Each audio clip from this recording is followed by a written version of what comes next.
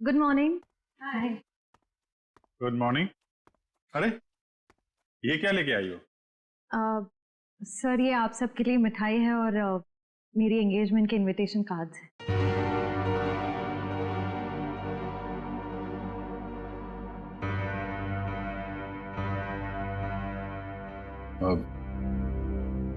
तारीख पक्की हो गई? जी सर, 28 सितंबर। अच्छा।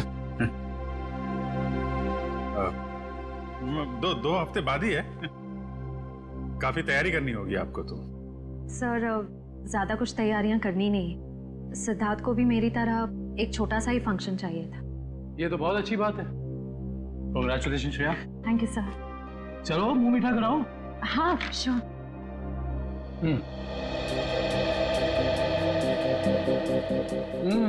ये लड्डू तो बहुत अच्छे हैं। ओह सर, आप लोग भी लीजिए ना। हाँ हाँ, थैंक यू सर। लो फ्रेडी, मुंह मीठा करो। रहने तो मीठा खाने का मन नहीं है मेरा। अरे फ्रेडी, एक लड्डू से कुछ नहीं होगा, लो ना। Sir please.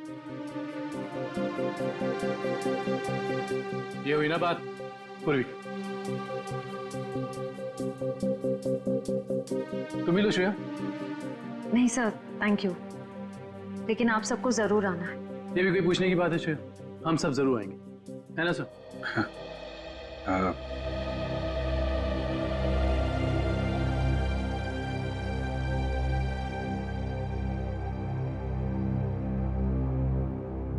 सर आप आएंगे ना?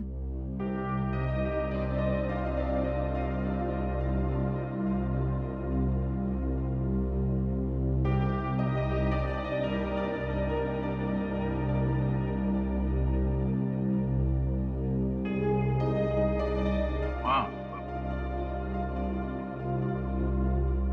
मैं जरूर आऊंगा।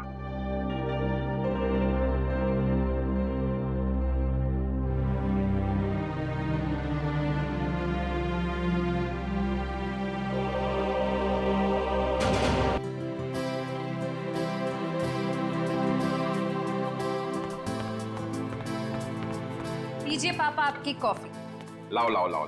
बिल्कुल वैसी जैसे आपको पसंद है। गरम है आराम से।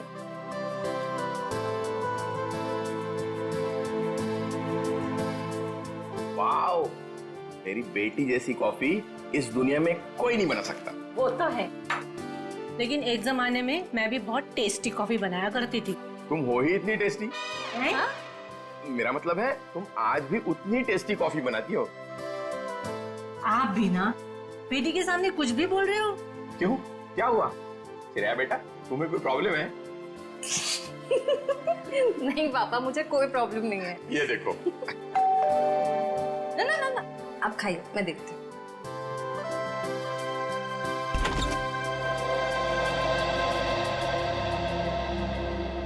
सिद्धार्थ, क्या हुआ, चौक गई मुझे देखकर? सिद्धार्थ बेटा आओ, अंदर आओ। बैठो, मैं तुम्हारे लिए अरे कॉफी। नहीं श्रेया, मैं थोड़ा जल्दी में हूँ। मैं ये एंगेजमेंट कार्ड दिखाने आया था।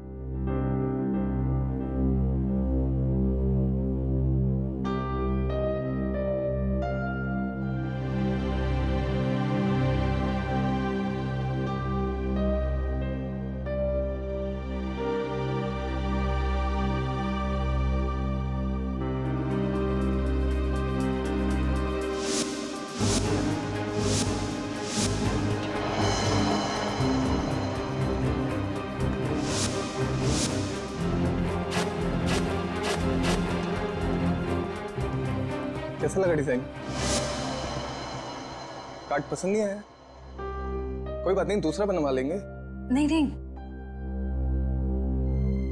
कार्ड अच्छा है।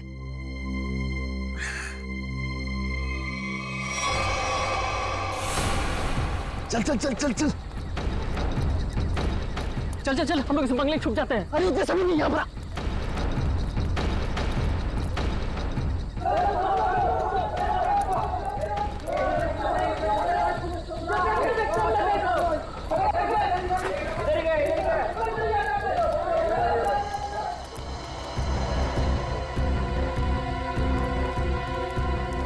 चल चल निकलते हैं यहाँ से। अरे रुक रुक रुक, हम लोग सारा सोना यहीं पे गाड़ देते हैं जमीन में। अबे तेरा दिमाग खराब हो गया है? मोहल्ले के लोगों ने हमारा चेहरा देख लिया है और अगर कल हम यहाँ दोबारा आए तो यहाँ पकड़े जाएंगे, खतरे में पड़ जाएंगे। हम लोग सोना लेकर बाहर नहीं जा सकते हैं, सारे लोग घूम रहे हैं। और तू खतरों से कब से डरने लगा? अरे खतरों से नहीं, तेरी बेवकूफियों से डर रहा हूँ। देखना एक दिन तेरी सारी बेवकूफियां हमें ले डूबेंगी, समझा? तू बेवकूफ किसे बोला? हाँ, सारा प्लान मैंने बनाया है। सारा प्लान तूने बनाया, इसका मतलब ये नहीं कि जेल भेजने का प्लान भी तू बनाएगा, समझो? जरूरी नहीं है मैं तेरा सारा बात मानूं, समझा? सोना यहीं गाड़ेंगे, यहीं। अच्छा गाड़ के दिखा। अच्छा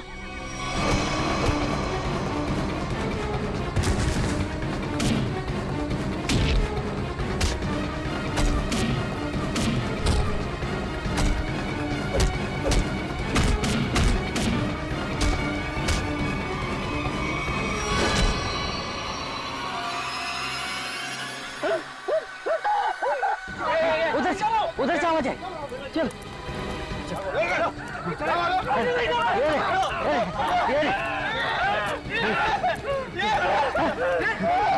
अरे ये तो कंकाल है।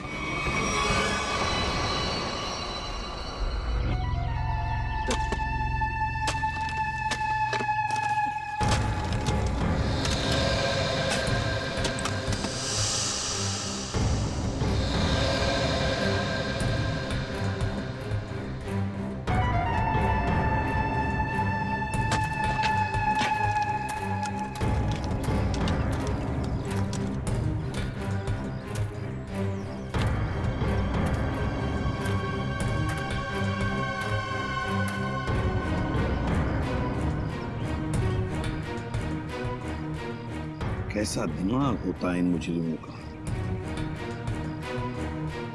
खून करके मन नहीं भरा तो डिजाइन बना दी हड्डियों की। सचिन, तुम दोनों एक काम करो, घर के अंदर से अच्छी तरह से तलाशी ले देखो कुछ ना कुछ मिलता है क्या। बॉस ये देखो, उस सिर पे रहने ये डिजाइन हाथ और पैर की हड्डियों से बना। ये देखो, ये पैर की हड्डी और ये हाथ की हड्डी। टांगों की हड्डियां अलग अलग लोगों की है? हाँ तारिका, अलग अलग इंसानों की है। बस मुझे लगता है कम से कम 2 लोगों का तो खून हुआ है यहाँ पर। हाँ विक्रम, सर ये बाकी की हड्डियां मिल गई है, इन्हें यहाँ पे दफना के रखा गया था। एक एक हड्डी संभाल के उठाओ, हैं? एक एक हड्डी। ये देखो, जरा देखो, घर के अंदर कहीं खून के निशान मिलते हैं क्या?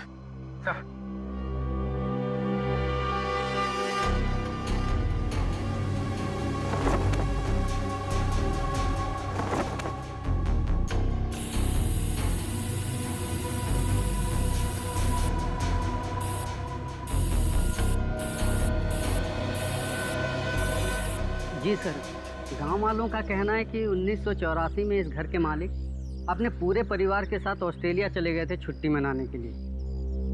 कुछ दिनों बाद उनकी मौत की खबर आई वहां से। पूरी फैमिली समुंदर में डूब गई। अच्छा एक बात बताइए, ये इनकी मौत के बाद कोई घर का ख्याल वाल रखने नहीं आया था? नहीं सर, दोस्तों और रिश्तेदारों को लगता था कि इस घर में कुछ आत्माएं। अच्छा, आप लोगों ने यहाँ पे आत्मा देखी है क्या? जी सर, कुछ परछाइयाँ दिखती रहती हैं अक्सर। हाँ, और कुछ ऐसी भयानक सी आवाजें भी आती है सर। हाँ? कैसी कैसी भयानक सी आवाजें? सर, कभी किसी के चीखने की आवाज, कभी किसी के रोने की आवाज आती है।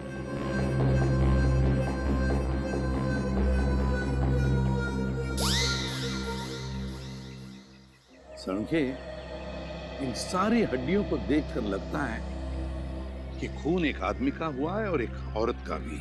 ये देखना, पेल्विक गर्ड, एक पेल्विक गर्डल किसी औरत की है। हाँ बस, लेकिन एक कमाल की बात है, क्या? इन सारी हड्डियों में किसी की भी खोपड़ी की हड्डी नहीं मिली। हो सकता है खोपड़ियां किसी और जगह पे छुपा कर रखी हो या फेंक दी हो सकता है ना। मयूर, विक्रम, काम करो, बंगले के आसपास का एरिया अच्छी तरह से छानो और ढूंढो, देखो, कुछ ना कुछ तो जरूर मिलेगा। एक एक कोना भी मत छोड़ो। जाओ। ये बंगला बंद ही रहता है और आप लोग आसपास रहते हैं? जी सर। यही घर मिला था तुम लोगों को?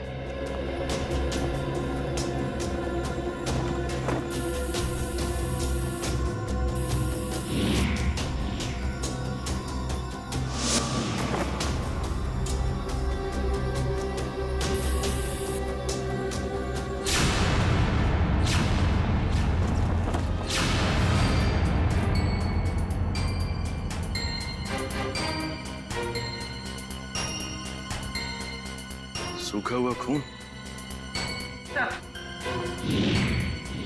सर ये टेप रिकॉर्डर और ये प्रोजेक्टर मिला है। टेप रिकॉर्डर और प्रोजेक्टर और ये सूखा हुआ खून, इसका मतलब कोई ना कोई बहुत गहरा राज छिपा है इस बंगले के अंदर। सर सर खोपड़ी तो कोई नहीं मिली, मगर ये कार की चाबी मिली। कार की चाबी है ना, बड़ी अजीब बात। कार की चाबी है पर यहाँ पर कोई गाड़ी नहीं। एक आदमी एक औरत की हड्डियां हैं पर उनकी खोपड़ियां नहीं। फिर है क्या ये सारा चक्कर? और फिर किसने किया है ये? RAIMA,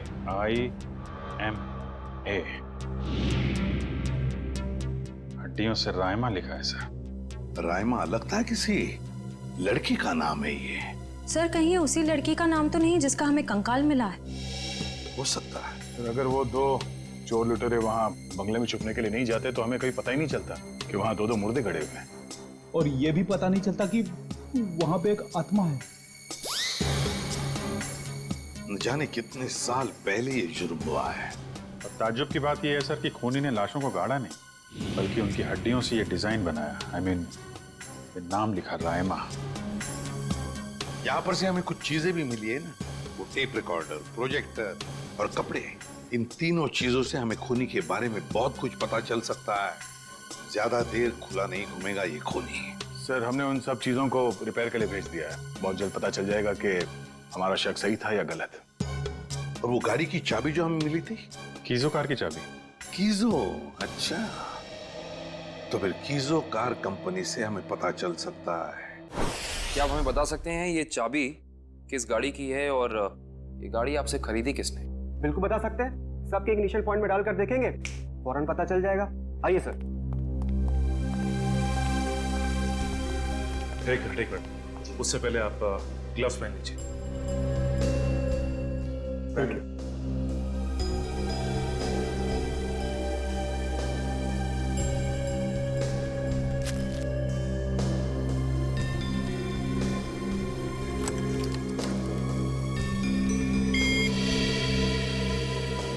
नहीं सर।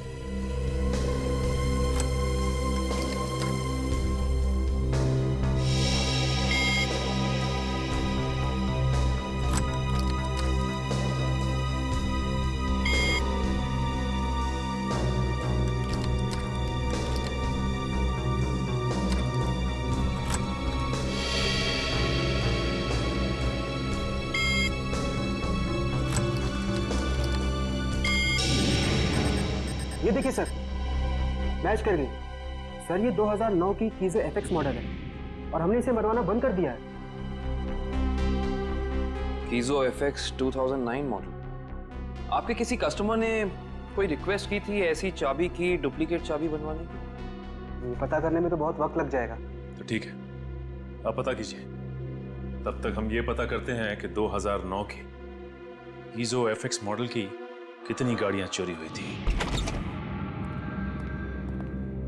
मिलिंद जी। जी सर। कुछ हो रहा है कि नहीं? सर मैं कोशिश तो कर रहा हूँ सर।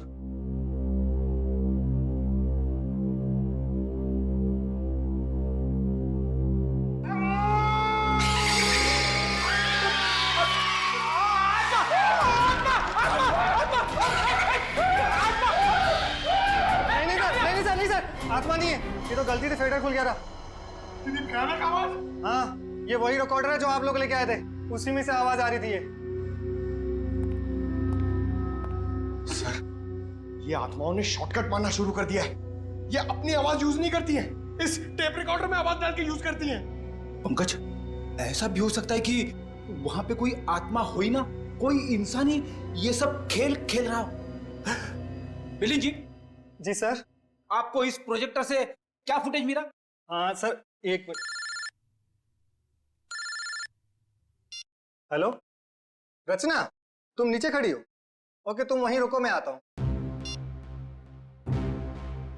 सर सॉरी सर, मुझे किसी काम की वजह से नीचे जाना पड़ रहा है। आप लोग ये रिमोट लीजिए ना, आप लोग फुटेज देखिए, पर सर जरा ध्यान से। ध्यान से क्यों? क्योंकि सर ये फुटेज कमजोर दिल वालों के लिए नहीं है।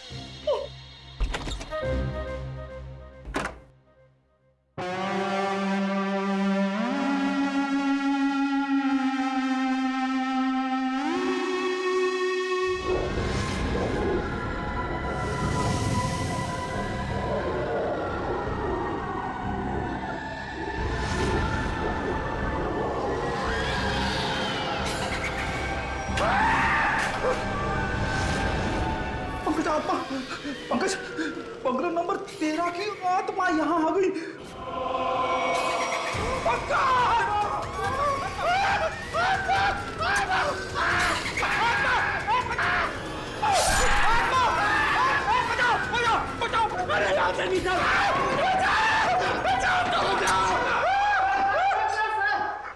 मैंने तो पहले कहा था सर, ये फुटेज कमजोर दिल वालों के लिए नहीं है। नहीं है?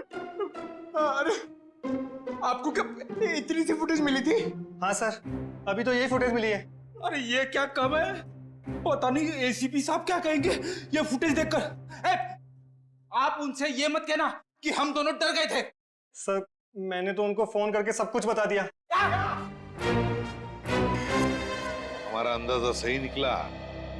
ये खूनी इस प्रोजेक्टर के जरिए किसी को डरा रहा था, आत्मा बनकर। सर हो सकता है कि इस फुटेज का उन मुर्दों के साथ कोई लेना देना ही ना हो। I mean, लोगों में ये अफवाह फैली है कि इस बंगले में आत्मा है, तो हो सकता है कि ये पूरी फुटेज किसी ने किसी के साथ मजाक करने के लिए बनाई हो। नहीं श्रेया, नहीं, इन दोनों चीजों का जरूर एक दूसरे से कोई ना कोई संबंध है। ये डरावनी फुटेज उस खूनी के विकृत दिमाग में से ही निकली है। हाँ सर, किसी को डराने या मजाक करने के लिए कोई इतनी मेहनत नहीं करेगा। फुटेज में ये जो आत्मा है इसे प्रोफेशनल तरीके से फिल्माया गया है, स्पेशल इफेक्ट्स के साथ, जैसे फिल्मों वगैरह में होता है। और इस फुटेज को देख के लगता है सर कि खूनी को स्पेशल इफेक्ट्स का काफी ज्ञान है, या फिर हो सकता है उसने ये फुटेज किसी स्पेशल इफेक्ट्स स्टूडियो में बनवाई है। हाँ बिल्कुल सही, ऐसा ही हो सकता है। तो शहर में जितने भी स्पेशल इफेक्ट्स के स्टूडियोज हैं, सब में जाकर के पता लगाना पड़ेगा। आइए सर, ये बलविंदर है, वो गाड़ी की चाबी इन्हीं की थी। क्या बात है सर, मुझे यहाँ क्यों बुलाया गया है? हमें आपकी गाड़ी की चाबी मिली है। कहाँ से सर? उन्नति नगर, बंगला नंबर 13। ये एड्रेस कुछ जाना पहचाना लग रहा है? नहीं सर। नहीं? रायमा नाम सुना है पहले कभी? बिल्कुल नहीं सर। मगर सर इसका मेरी गाड़ी से क्या लेना देना है? आपकी गाड़ी है कहाँ? सर वो तो कई सालों से गायब ही है। कब से? 5 जुलाई 2011। दरअसल मेरा टैक्सी का बिजनेस है। मेरी कंपनी का नाम है बलविंदर एंड कंपनी। मेरा ड्राइवर प्रीत उस दिन गाड़ी लेकर न जाने कहाँ गायब हो गया। तब से लेकर आज तक मेरी गाड़ी का कोई अता पता ही नहीं है सर। और उस ड्राइवर का? अस्पताल से फोन आया था कि उसे वहां भर्ती किया गया है। मैं उसे वहां देखने गया था।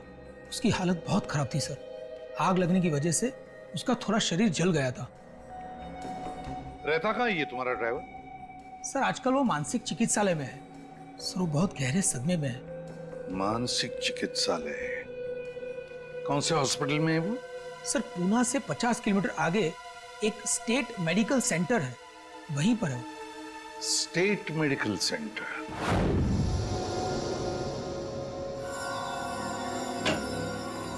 हाँ तारिका जी, कुछ बात बनी? सर चेक कर रहे हैं ना, कुछ ना कुछ तो पता चल ही जाएगा। भाई साहब, मैं दिखाई नहीं दिया आपको? दिखाई? अरे सर आप तो सपने में भी दिखाई देते हैं। हाँ सर, आज सुबह ही सपना देख रहा था। जैसे ही मैं फॉरेंसिक लैब में आता हूँ, आप इस केस के बारे में कुछ ऐसी बातें बताते हैं कि शाम तक खूनी पकड़ा गया। अभिजीत, तुमने सपना देखा? जी सर। और सपने में मुझे देखा? जी सर। तुमने सपने में तारिका जी को देखा होगा। जी सर। नहीं सॉरी सर, क्या क्या कह रहे हैं सर आप भी? तो बताइए डॉक्टर साहब, इन कंकालों ने अपनी आप बीती बताई? हाँ, थोड़ी बहुत बातें पता चली है दया। सबसे खास बात ये है कि ये कंकाल वक्त के साथ कंकाल नहीं बने। खूनी ने इन्हें मारने के बाद तुरंत इन्हें कंकालों में बदल दिया है। मतलब खूनी ने इनकी खाल को एसिड से जला दिया है। माय गॉड, इतनी बेरहमी से मौत हुई है इनकी। और ये जो कंकाल है ना, ये कंकाल एक आदमी का है। इसकी उम्र 30 से 35 साल है और इसकी लंबाई लगभग 6 फीट के आसपास है। और ये जो हाथ पे उंगलियों में आपने ये निशान लगा रखा है, ये क्या है? हाँ, दरअसल इसकी उंगलियों में, इसकी कलाई पे मुझे बहुत कुछ टूट फूट दिखाई दी। मतलब ये आदमी अपने हाथों का बहुत ज्यादा इस्तेमाल करता है। शायद ये किसी ऐसे प्रोफेशन में होगा जहाँ हाथों का काफी इस्तेमाल होता है, या तो कोई मजदूर या फिर कोई आर्टिस्ट। और ये दूसरा कंकाल लड़की का, उसे क्या पता चला? दया, इस लड़की की उम्र लगभग 30 साल। इसकी लंबाई 5 फीट 4-5 इंच है, बस इससे ज्यादा कुछ पता नहीं चल पाया। और ये जो ड्रेस पे खून लगा है, इसका क्या? टेस्ट करने से पता चला कि ये खून नहीं है, लमाइन रेड नाम का केमिकल है ये, जिसका इस्तेमाल ज्यादातर फिल्म्स, टीवी सीरियल्स और नाटकों में किया जाता है, नकली खून दिखाने के लिए। तो इसका मतलब किसी ने पूरी तैयारी कर रखी थी, ये बंगला नंबर 13 में किसी को डराने की। पकड़ा जाएगा, वो खूनी भी है और वो डराने वाला भी है, अगर दोनों अलग अलग है तो। डॉक्टर साहब, कितना टाइम लगेगा ये पता करने के लिए कि कंकाल कितना पुराना है? थोड़ा वक्त लगेगा दया, तुम तो जानते हो कार्बन डेटिंग में थोड़ा वक्त लगता है।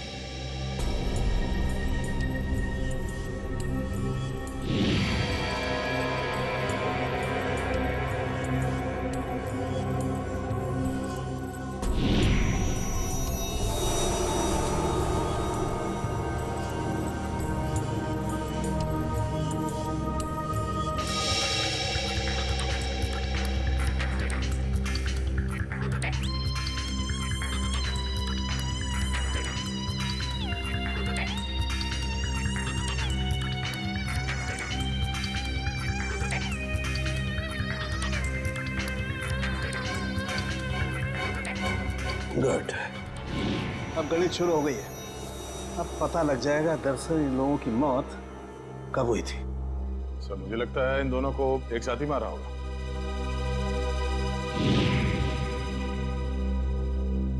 36 से 38 महीने पहले, मतलब 3 साल पहले। 2011 में मौत हुई इनकी। और उस बलविंदर की कार भी जुलाई 2011 को गायब हुई थी, बंगला नंबर 13 से। सर, अब तक तो खूनी शहर छोड़ के भागा होगा, उसे ढूंढेंगे कैसे? भागने दो, कहां तक भागेगा? सीआईडी से नहीं बच सकता। Excuse me. जी, सीआईडी से। हेलो सर, मैं आप ही लोगों का इंतजार कर रहा था। अच्छा, जो फुटेज हमने भेजी थी उसके बारे में कुछ पता चला? हाँ सर, उसको चेक किया मैंने, और उसके सारे स्पेशल इफेक्ट्स हमारे स्टूडियो में ही हुए थे, लगभग 3 साल पहले। गुड। उस फिल्म का नाम क्या था? सर, फिल्म का नाम था आत्मा की चीख। हाँ, और सर वो फिल्म पूरी नहीं हो पाई थी। अधूरी फिल्म की फुटेज। सर, वो फिल्म तो अधूरी थी ही, साथ में हमें हमारा पूरा पैसा भी नहीं मिला। कौन से बैनर की फिल्म थी ये? प्रोडक्शन हाउस का नाम क्या था? सर, वो नए लोग थे और उस प्रोडक्शन हाउस का नाम था, 1 मिनट, हाँ सर, उसका नाम था magic media works. Magic media works. अब तो यही लोग बताएंगे कि इस आत्मा की चीख को लोग सुन के नहीं पाए। प्रीत की हालत में पिछले 3 सालों में बिल्कुल सुधार नहीं हुआ। उस वक्त किसी लड़की की आत्मा के बारे में बात करता था और आज भी करता है। सर, लड़की की आत्मा? अच्छा, पिछले 3 साल में जितने भी लोग प्रीत से मिलने आए थे, उनकी लिस्ट चाहिए हमें। हाँ, हैरानी की बात यही है सर, पिछले 3 सालों में इससे कोई भी मिलने नहीं आया, सिवाय मिस्टर बलविंदर के, जो इनके इलाज का खर्चा उठा रहे हैं। बलविंदर? जी सर। ओके।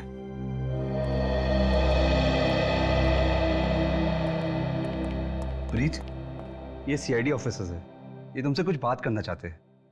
सीआईडी? ये सीआईडी क्या होता है? सीआईडी का मतलब है दोस्त। और प्रीत, दोस्त किसे कहते हैं? जो अपना सुख दुख दूसरे दोस्त के साथ बांटता है ना? और हम सब तुम्हारे दोस्त हैं, तो अब तुम हमसे तुम्हारे सुख दुख बांटोगे ना? ठीक है दोस्त। देखो प्रीत, अब मैं तुमसे कुछ कहूंगा, कुछ पूछूंगा, इन सब चीजों का बड़े शांत दिमाग से मुझे जवाब देना। याद करो, जुलाई महीना 2011, तुम उस रात बंगला नंबर 13 में गए थे 2 लोगों को लेकर। हाँ, 2011, बंगला नंबर 13। बंगला नंबर 13, क्या हुआ था वहां पर? तुम लोग मेरे दोस्त नहीं हो, तुम लोग मेरे दोस्त नहीं हो। राइमा ने भेजा है ना तुम लोग को मुझे मारने के लिए। राइमा ने भेजा है ना? नहीं, राइमा ने नहीं भेजा है। हम लोग दोस्त हैं तुम्हारे। हाँ, पक्का? बिल्कुल पक्का, राइमा ने नहीं भेजा है हमें। अब बताओ, क्या हुआ था उस रात उस बंगले में? हा? बंगला नंबर 13। एक आदमी और औरत ने पैसे दिए थे मुझे उन्हें वहां ले जाने के लिए। ये क्या? राइमा चीख रही है, राइमा चीख रही है, मुझे मार देगी, मुझसे बदला लेना चाहती है। राइमा तुम्हारे पीछे है। ये बात करने की स्थिति में नहीं है अभी। आई एम सॉरी डॉक्टर साहब, दो मिनट और। सॉरी, मैं आपके केस के लिए मैं अपने पेशेंट की जान खतरे में नहीं डाल सकता। Please cooperate. ठीक है, मुझे मार देगी, मुझसे बदला लेना चाहती है। अभिजीत, एक बात तो पक्की है कि उस रात प्रीत बंगला नंबर 13 में एक आदमी और एक औरत को लेकर गया था, और हमें जो कंकाल मिले हो शायद उसी आदमी और उस औरत के हो। हाँ सर, ये आत्मा वाला ड्रामा करके उनको डराया, मार डाला, फिर सर अलग कर दिया ताकि पहचान ना हो सके। सर, ये प्रीत बार बार राइमा आ रही है ऐसा क्यों बोल रहा? कहीं राइमा जिंदा तो नहीं? इस बात का तो पता लगाना ही पड़ेगा कि प्रीत की बातों में कितनी सच्चाई है और कितना भ्रम। लेकिन एक बात तो पक्की है, इस राइमा का इस केस के साथ कोई ना कोई संबंध जरूर है। इस राइमा की कुंडली निकालो। राइमा,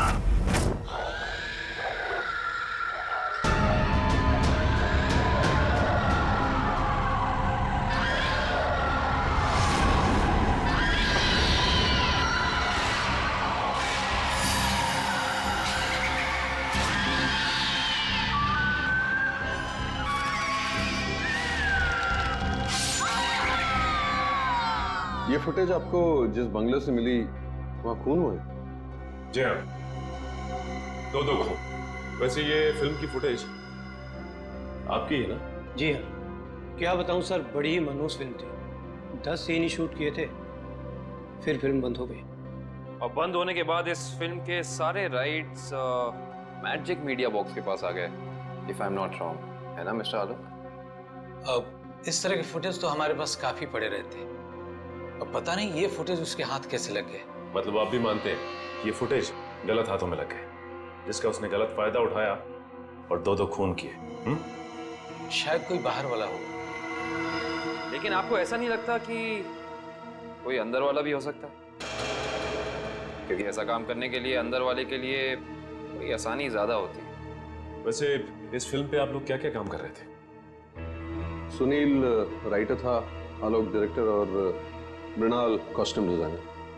और आप प्रोड्यूसर, राइट? जी। आप में से कोई राइमा को जानता है? राइमा हमारे फिल्म की हीरोइन थी। सर, आप कैसे जानते हैं राइमा के बारे में? आप एक काम कीजिए मिस्टर आलोक, आप अपनी फिल्म की हीरोइन राइमा को यहाँ बुला लीजिए। वो एक्चुअली कई साल पहले राइमा एक हादसे में आग में जलकर मर गई। मर गई? अच्छा, राइमा की कोई तस्वीर या फोटो? मृणाल, फोटो ले आओ। जी सर। एक मिनट, अभी आपने कहा कि वो जल के मर गई, लेकिन कैसे? ज्यादा कुछ तो पता नहीं है, क्योंकि उसके और हमारे बीच तनाव हो गया था। और वो क्यों? वो एक्चुअली हम राइमा को अपनी फिल्म में हीरोइन लेना चाह रहे थे, पर बाद में हमने अपना इरादा बदल लिया और स्मृति को हीरोइन ले लिया और राइमा हो गई साइड एक्ट्रेस। तुम मेरी जगह ये छिपकली को हीरोइन बनाना चाहते हो? तुम्हारा दिमाग खराब हो गया है? राइमा, तमीज से बात करो। मैंने तुमसे कहा ना, अगली फिल्म में तुम्हें हीरोइन बनाऊंगा। इस फिल्म के किरदार के लिए तुमसे बेहतर स्मृति। अच्छा, तो ये बात पहले क्यों नहीं सोची जब मुझे फाइनल किया था? ये फिल्म इंडस्ट्री है राइमा, यहाँ किसकी किस्मत कब यू टर्न मार जाए कोई नहीं कह सकता। ये फिल्म मेरी किस्मत में थी, मुझे मिल गई। इंतजार करो, सिर्फ इंतजार। एक दिन तुम्हारी जिंदगी ऐसी दिशा में चली जाएगी जिसका अंत गहरी खाई में होगा, समझे तुम? क्या तुम मुझे धमकी दे रही हो? धमकी ही समझ लेना। राइमा रुको, राइमा। सूरज गया था राइमा को मनाने के लिए, लेकिन कोई फायदा नहीं। एक हफ्ते बाद खबर आई कि एमजे स्टूडियो में आग लगी है और राइमा की मौत हो गई। मुझे अफसोस है, अगर राइमा हमारी फिल्म की हीरोइन होती तो शायद ये दुर्घटना ना होती और आज वो जिंदा होती। आलोक जी, आप एक काम कीजिए, आप अपनी फिल्म की नई हीरोइन स्मृति, उनको यहाँ बुलाइए।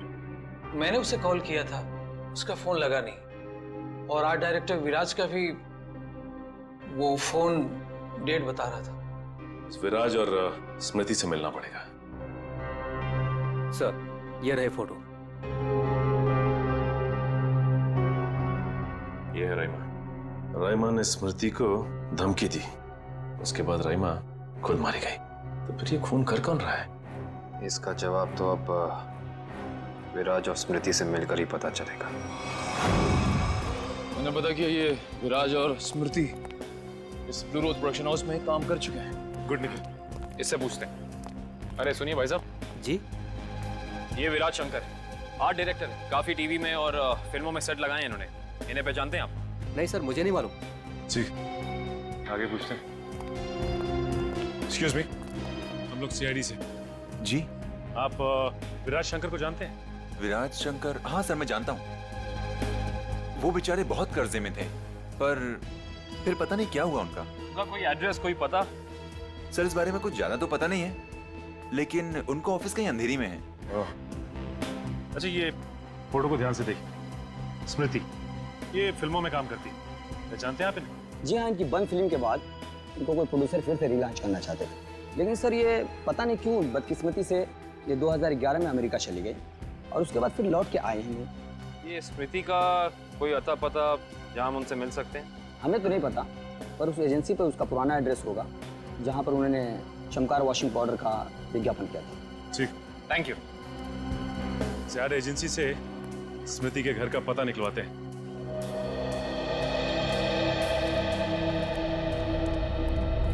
पुलिस की रिपोर्ट के हिसाब से राइमा इसी एमजे स्टूडियो में जलकर मरी है। पता नहीं काबिल, लेकिन ये बात इतनी सीधी है नहीं जितनी की लग रही है। जैसा कि फाइल में लिखा हुआ है कि स्टूडियो में आग लगी रात के 2 बजे। ये राइमा स्टूडियो में 2 बजे करने क्या आई होती, जबकि यहाँ शूटिंग भी नहीं चल रही थी। सही कह रहे हो सच, लेकिन एक बात है जो मेरे दिमाग से निकल नहीं रही है, वो ये कि यहाँ रात 2 बजे आग लगी तो सुबह 5 बजे तक किसी को पता क्यों नहीं चला? और रिपोर्ट के हिसाब से यहाँ आग 5 बजे लगी। जिन पुलिस वालों ने इस केस की तहकीकात की थी, उन्होंने जरूर कुछ गड़बड़ की है, तभी तो केस के 2 महीने के बाद उनका ट्रांसफर यानी कि तबादला हो गया था। हो सकता है निखिल, लेकिन उससे ज्यादा अहम बात यह है कि रिपोर्ट के हिसाब से यहाँ राइमा की एक हड्डी तक नहीं मिली।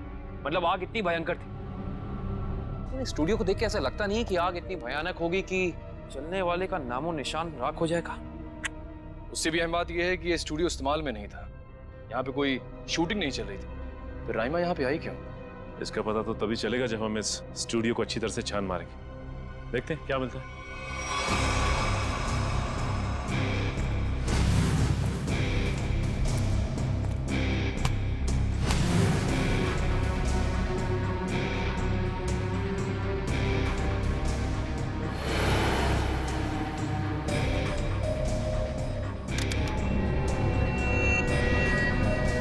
ये देखो, जली हुई गन।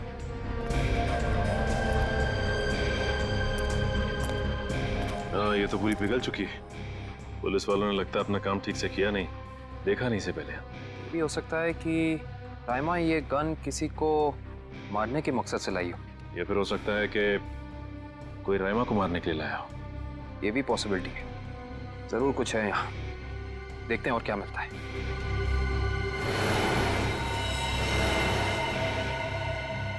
सर, कंकाल। एक मिनट, देखिए जरा संभाल संभाल। करण, शीट ला।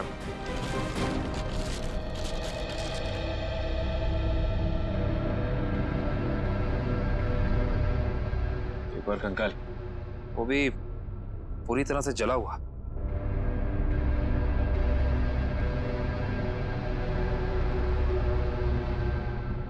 बॉस, इसकी पेल्विक गर्डल से पता लगता है कि ये कंकाल किसी लड़की का है। सर, कहीं ये कंकाल राइमा का तो नहीं है?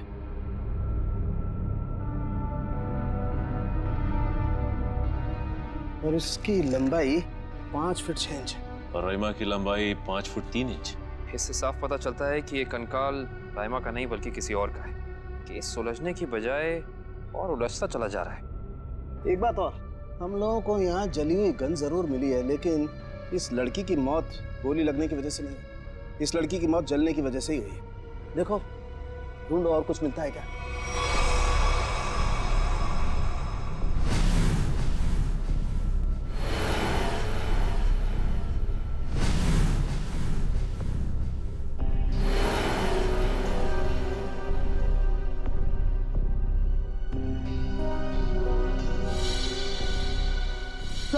सर ये देखिए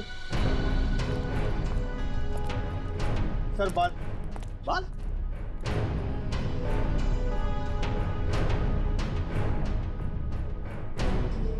ओह सर, ये तो इसी लड़की का बाल लगता है। सर ये अरुण है, विराज जी के वर्कशॉप के इंचार्ज। जी, आपको कुछ बनवाना था? जी हाँ, हथकड़ी बनवानी है। हथकड़ी? मैं कुछ समझा नहीं। हाँ, अपनी बनाई हुई हथकड़ी खुद अपने हाथों में पहनेंगे तो थोड़ा दुख कम होगा। अब समझ में आया, इतने सालों के बाद ख्याल आया आपको कर्ज के रुपयों का। कर्ज के रुपए? हाँ, इसीलिए तो आप उन्हें ढूंढ रहे हैं, क्योंकि वो लोगों से लिया हुआ कर्ज वापस नहीं कर पाए। नहीं मैडम, हमारा यहाँ आने का मकसद कुछ और है। विराज को बुलाई, कहाँ है वो?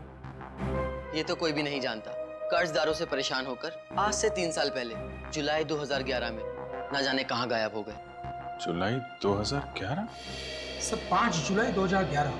सर मुझे लगता है कि इस विराज के भागने की वजह कर्जा नहीं कुछ और है, जिसका कुछ ना कुछ संबंध उन कंकालों के साथ जरूर है।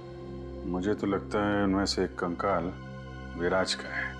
याद है सारुण के साहब ने कहा था, आदमी वाला कंकाल किसी मजदूर या आर्टिस्ट का है जिसने जिंदगी भर अपने हाथों से बहुत काम लिया है। और हो सकता है सर शायद वो दूसरा कंकाल स्मृति का हो। ये विराज के परिवार वाले कहाँ रहते हैं? सर जहाँ तक मुझे पता है उनके परिवार में कोई और है ही नहीं। विराज अकेले ही थे? जी सर। चीज मिल जाती डीएनए सैंपल के लिए तो कंकाल वाला राज खुल जाता। ये सारी पेंटिंग उन्हीं की है ना? जी सर। देखो जरा।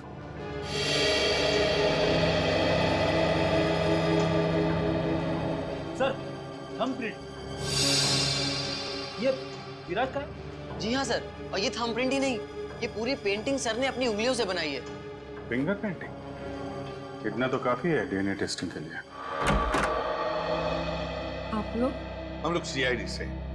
अच्छा अच्छा, आइए आइए, आप ही ने फोन किया था ना? जी हाँ। दरअसल बात यह है कि हम स्मृति के बारे में आपसे कुछ पूछताछ करना चाहते हैं। पूछिए ना, क्या पूछना चाहते हैं आप? क्या आप बता सकती हैं कि स्मृति का आपके अलावा इस दुनिया में और कोई भी नहीं है? नहीं, उसके माँ बाप बचपन में ही गुजर गए। अब बची है तो ये बूढ़ी दादी, बहुत ही प्यार से पाला है मैंने उसे। ये स्मृति अचानक अपना फिल्मी करियर छोड़कर अमेरिका क्यों चली गई? वो कभी किसी को कुछ नहीं बताती थी, हमेशा अपना मन का करती थी। उस दिन भी उसके मैनेजर का फोन आया, कह रहा था कि मैडम किसी विज्ञापन की शूटिंग के लिए अमेरिका जा रही है। उसके मैनेजर से मैंने पूछा कि कब वापस आएगी वो, तो उसने कहा 3-4 दिनों में। लेकिन पूरे 3 साल हो गए, अब तक उसका कुछ पता नहीं, कुछ पता नहीं। कब की बात है ये, कुछ याद है आपको? कैसे भूल सकती हूँ, 5 जुलाई 2011। सर वो कंकाल भी 3 साल पुराना है सर, कहीं वो। सर कम से कम इतना तो पता कर लो, मेरी बच्ची के साथ हुआ क्या? कहीं वो इस दुनिया में है भी या नहीं? जब तक इस राज का बोझ मेरे दिल पर रहेगा, मैं इतना चैन से जी पाऊंगी, न मर पाऊंगी। देखिए, मैं आपसे वादा करता हूं कि सच क्या है इसका हम पता लगा लेंगे। प्लीज आप अपना ख्याल रखिए, ठीक है?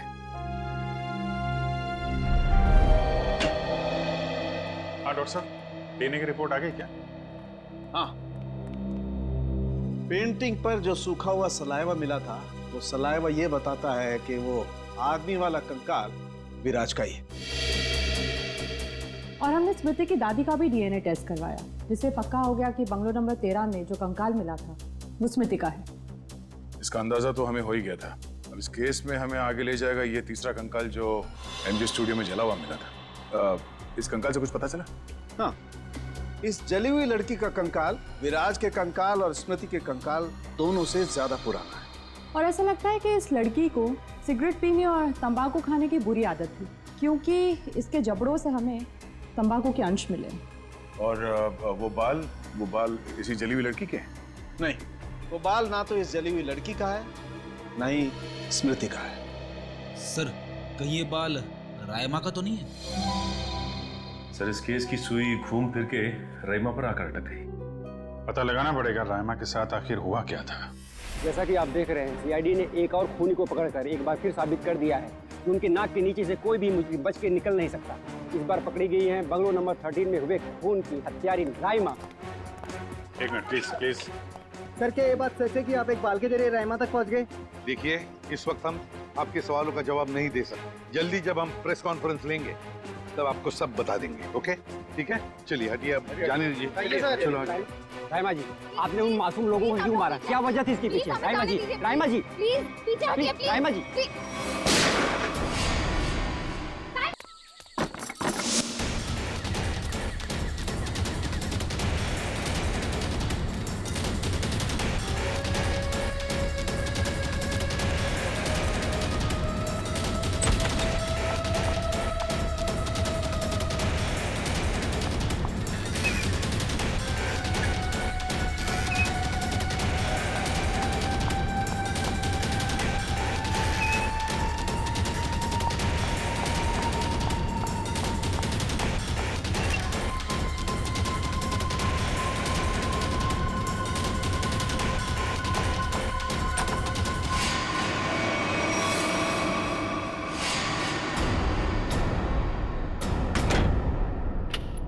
बस, बहुत हो गया, अब कुछ नहीं हो सकता। बाहर आ जाओ। ये कहानी इसी घर से शुरू हुई थी और खत्म भी इसी घर में होगी, आज ही।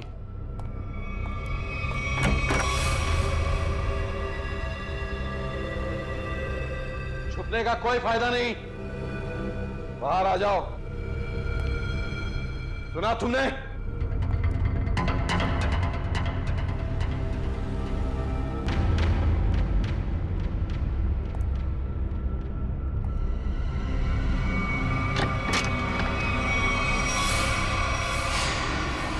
बहुत हो गया नकली रायमा बनने का नाटक। पर come on, move.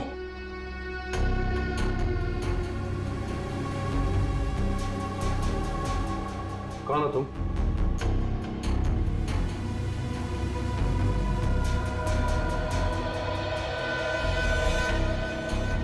CID officer पूर्वी।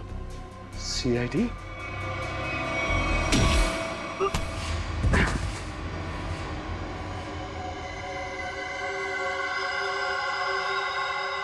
मैं और रायमा एक दूसरे से बहुत प्यार करते थे, इसलिए जब हीरोइन का रोल रायमा की जगह प्रीति को मिला तो तुम्हारे दोनों कानों से धुआं निकलने लगा है?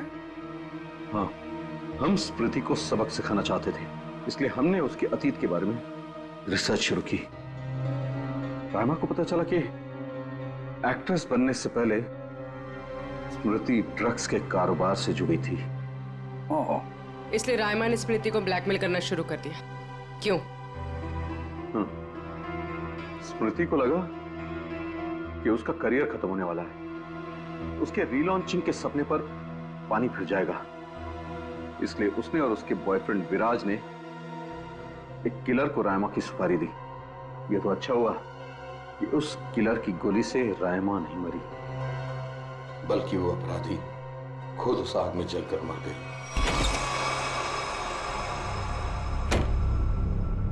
विराज, स्मृति, कहाँ हो तुम दोनों?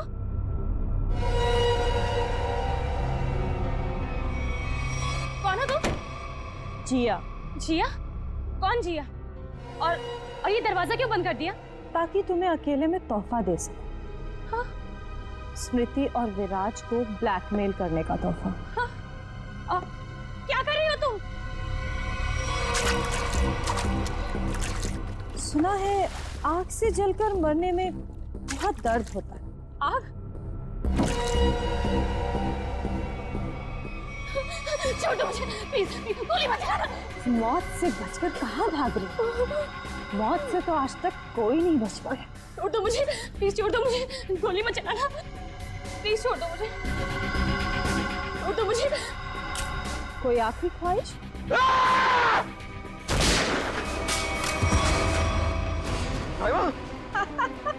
रायमा, मैं तुम्हें कुछ नहीं होने दूंगा। मैं तुमसे बहुत प्यार करता हूँ। मैं तुम्हें कुछ नहीं होने दूंगा रायमा।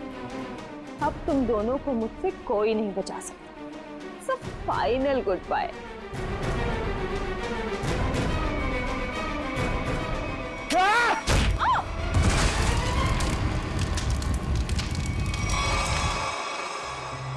और रहीमा, उसका क्या हुआ? जिंदा लाश बन गई वो। तब मैंने ठान लिया, अब मेरी जिंदगी का सिर्फ एक ही मकसद होगा, स्मृति और विराज की बर्बादी। मैंने उन्हें यकीन दिला दिया कि रायमा जिंदा है, इसलिए वो लोग यहां आए, उस ड्राइवर को लेके जिसने एमजे स्टूडियो में आग लगाई थी।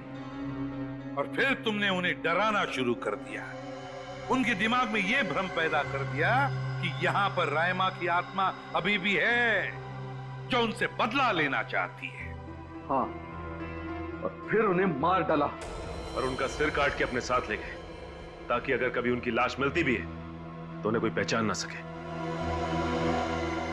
बेवकूफ हो तुम, बेवकूफ। अगर कानून की मदद लेते तो उन दोनों को वैसे ही सजा होती, मगर नहीं, तुमने कानून को अपने हाथों में लिया, उन दोनों को बेरहमी से मार डाला। और रायमा, उसका क्या? कभी सोचा तुमने? बेचारी की जिंदगी का फैसला तो अब कानून करेगा, लेकिन तुम्हारा फैसला तो हो ही गया, समझ लो। तुम्हें तो फांसी होगी, फांसी।